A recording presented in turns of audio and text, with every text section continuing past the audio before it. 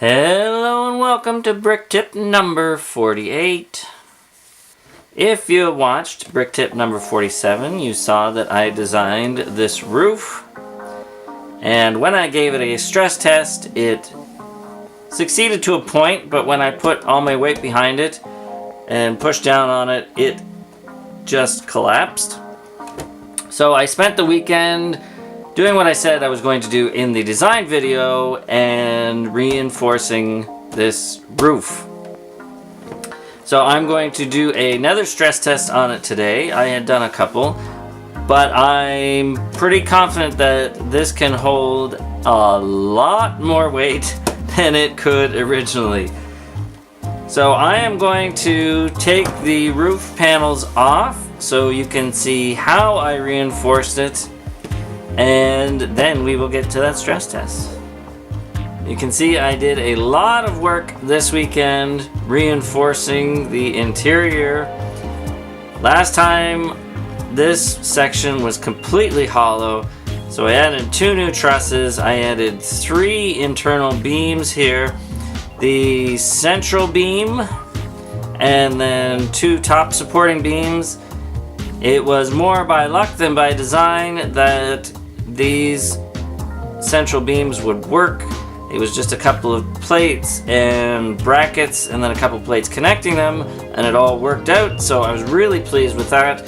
So I was able to connect all of the trusses together, so there is very, very little lateral movement there.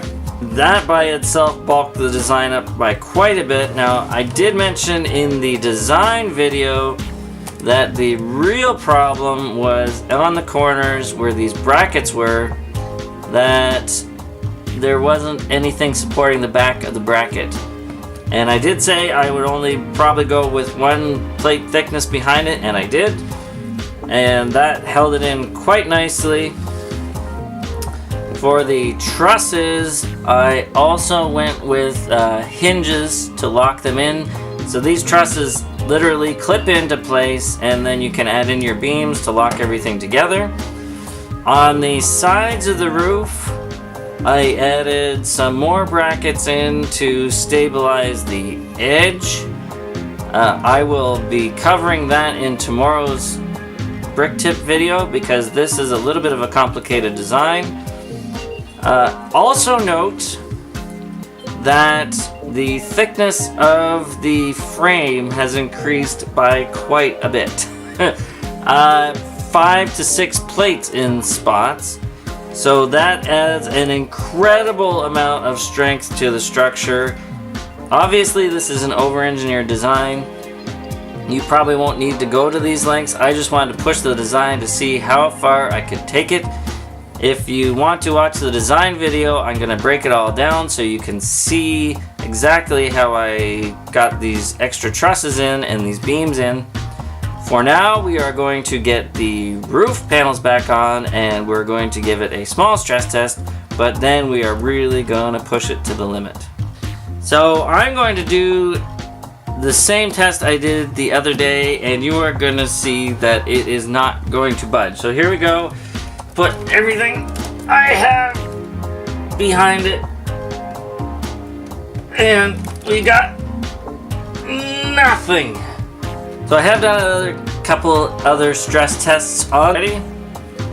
I had my daughter standing on it, my oldest daughter. She weighs about 80 pounds. It didn't budge. I had another friend last night standing on it, and she weighs 130 pounds. And it did not budge. Now, I know that when I tried to stand on it, I'm about 180 pounds. It was giving way. So I'm going to split the difference and try a 150 pound load. And it just so happens my lovely wife is 150 pounds, so she's going to volunteer to be our subject for giving this a stress test.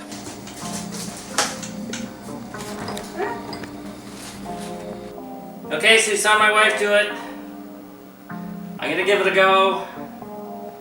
I already tried, it worked. So hopefully it works this time again.